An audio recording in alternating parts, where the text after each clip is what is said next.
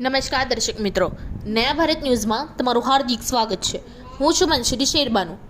નગરના મુખ્ય માર્ગો પર સ્વયંભૂ કર્ફ્યુ જેવો માહોલ। પારો 44 ડિગ્રીએ પહોંચતા ભટ્ટીમાં ફેરવાયેલું ડભોઈ નગર। ડભોઈ વેપારીઓ દ્વારા દુકાનોની આસપાસ પાણી છાંટીને ગરમીથી બચવા માટે પણ ગરમીનો પક્કો એવો હોય, પાણી છાંટા પછી પણ ઠંડક થતી નથી। હાલ તો લોકો ઝાડનો સહારો લઈને ગરમીથી લડત આપી રહ્યા છે। ગરમી ઓછી થાય એવી ભગવાન પાસે પણ પ્રાર્થના કરી રહ્યા છે।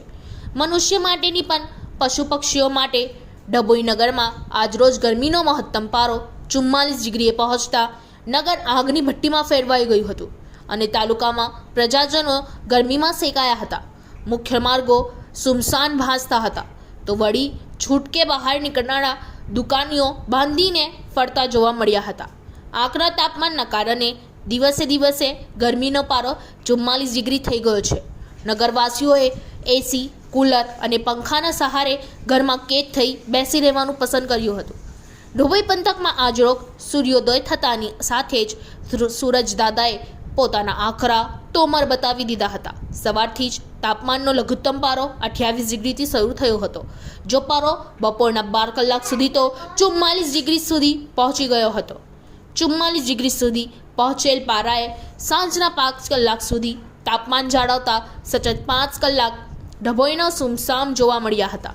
ન છૂટકે કામકાજ અર્થે પોતાની બાઇક ચાલીને નીકળનારા યુવાધન કે વડીલો ગરમીથી બચવા માટે મોઢા પર સંપૂર્ણપણે ભૂકાની બાંધીને નીકળ્યા જોવા મળ્યા હતા। 44 ડિગ્રી તાપમાનના પારાને લઈ મહેનત મજૂરી કરી પટિયું રડી ખાતા ગરીબ વર્ગની ફફોડી હાલત જોવા મળી હતી। જ્યારે હવામાન ખાતાની આગાહી મુજબ હજુ આવતીકાલથી સતત 1 અઠવાડિયા સુધી તાપમાનનો પારો 46 ડિગ્રી વટાવશે, ત્યારે નગર પંથકની શું પરિસ્થિતિ સર્જાશે તેની ચિંતાઓ પ્રજા પર જોવા મળી રહી છે। Bureau report, Lalabhai Bhatiyara.